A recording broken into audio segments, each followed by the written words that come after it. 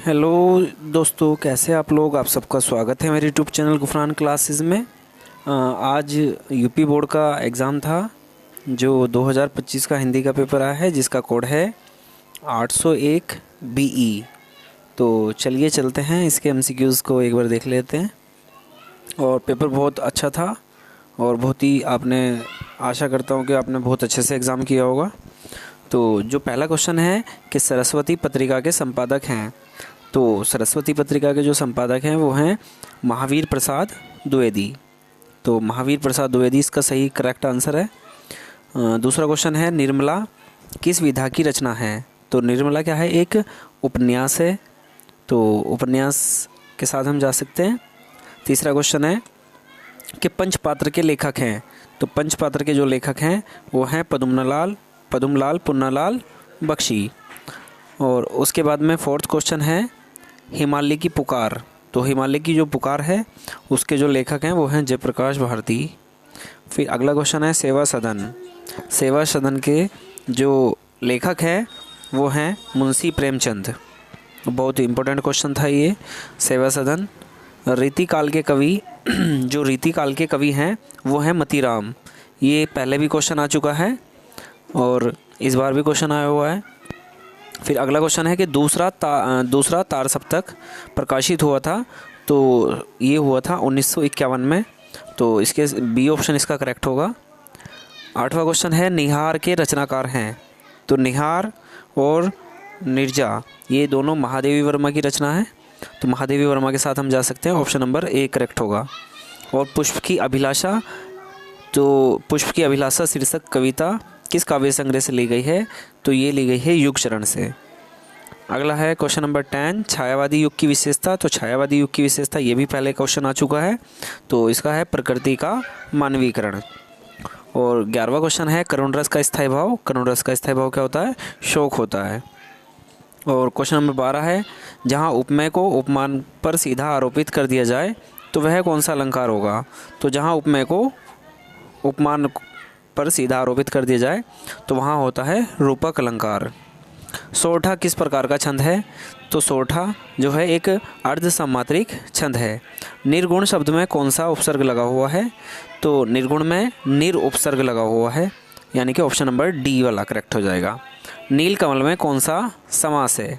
तो नीलकमल में हमारा क्रमधारणीय समास है। देव नदी का पर्यायवाची शब्द है। तो देव नदी का जो पर्यायवाची है वो है गंगा। युष्मावी शब्द में विभक्ति और वचन बताइए। तो विभक्ति और वचन है, तीसरी विभक्ति है और बहुवचन है, यानी कि ऑप्शन नंबर ए करेक्ट हो जाएगा। विकारी पद कितने प्रकार के होते हैं। तो पद 2 प्रकार के होते हैं, विकारी और अविकारी। अब ये विकारी में पूछ रहा है कि विकारी कितने प्रकार के होते हैं। तो विकारी 4 प्रकार के होते हैं। उसके बाद में क्वेश्चन नंबर 19 है तो अर्थ के आधार पे वाक्य के कितने भेद होते हैं। तो अर्थ के आधार पे वाक्य के 8 भेद होते हैं। और क्वेश्चन नंबर 20 है कि आदर्श से गाया नहीं जाता। तो इसमें कौन सा वाच्य होगा। तो आदर्श से गाया नहीं जाता, ये इसका मतलब ये क्या है, एक भाववाच्य है। और इसके बाद में एक आपका गद्यांश आया था। तो गद्यांश जो था आपका ये मित्रता वाले चैप्टर से था, जिसके लेखक जो हैं वो आचार्य रामचंद्र शुक्ल हैं।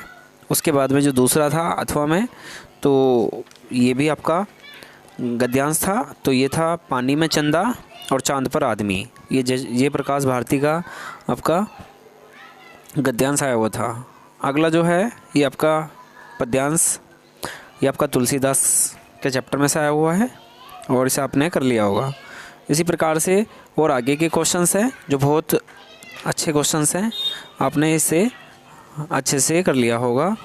और आशा करता हूँ कि आपका आज का एग्ज़ाम बहुत अच्छा गया होगा। और आपने जो खंडकाव्य है इसमें से आपने जो भी आपके ज़िले में होगा, जैसे मुजफ्फरनगर ज़िले में है मातृभूमि के लिए, तो तीसरा सर्ग आया था यहाँ पर, आपने इसको अच्छे से कर लिया होगा। या फिर दूसरा क्वेश्चन इसका लिखना था कि किसी एक का जो मुख्य पात्र है उसका चरित्र चित्रण करना था, तो आपने ये कर लिया होगा। और जीवन परिचय आप देख लीजिए, जीवन परिचय आपका लग गया है यहाँ पर रामधारी सिंह दिनकर या डॉक्टर राजेंद्र प्रसाद। तो पद्मलाल पुन्नालाल बख्शी भी था, तो इसमें से आपने बिल्कुल एक डॉक्टर राजेंद्र प्रसाद का तो कर ही लिया होगा। उसके बाद में सूरदास और महादेवी वर्मा, मैथिली शरण गुप्त, ये तीनों ही इम्पोर्टेंट थे। और उसके बाद में पत्र लिखने के लिए बहुत अच्छा पत्र आया है कि आपके पुस्तकालय में हिंदी की पत्रिकाएं नहीं मंगाई जाती है, तो इसके लिए आप प्रिंसिपल को एक पत्र लिख सकते हैं। ये आपने बहुत अच्छे से कर लिया होगा। उसके बाद में प्रश्न उत्तर थे संस्कृत के, वो भी कर लिए होंगे। 2 प्रश्न उत्तर आपको करने थे 4 में से। और फिर एक निबंध पर निबंध लिखना था यहाँ पर, तो आपने स्वच्छ भारत अभियान पे भी लिख सकते हैं, प्रदूषण की समस्या, कोरोना, ये तो बहुत ईजी निबंध आपके आए हुए हैं। तो आशा करता हूँ आपको बहुत अच्छे नंबर मिलेंगे। और मुझे अगर आपको कोई भी डाउट है तो मुझे आप कमेंट बॉक्स में कमेंट करें। Thank you.